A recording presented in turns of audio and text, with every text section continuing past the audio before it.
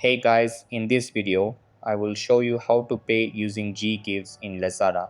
Alright, so let's begin with the video. So, in order to make sure your Lazada app works properly with all the latest features, you have to follow these steps. First of all, you need to check that your Lazada app is updated to the newest version. To do this, simply open your App Store and confirm that you are already logged into your Apple account.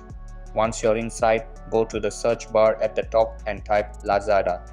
When the Lazada app appears in the search results, tap on it to open its page.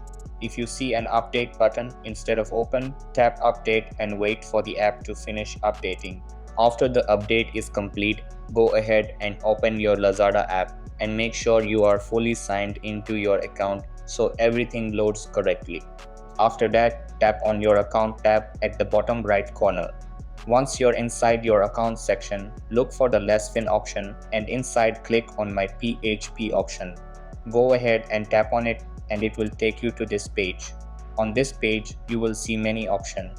Now at the top right of your screen, you will see the Payment Options section, which should be right beside Transaction History. Tap on Payment Options to continue and it will take you to your available payment options.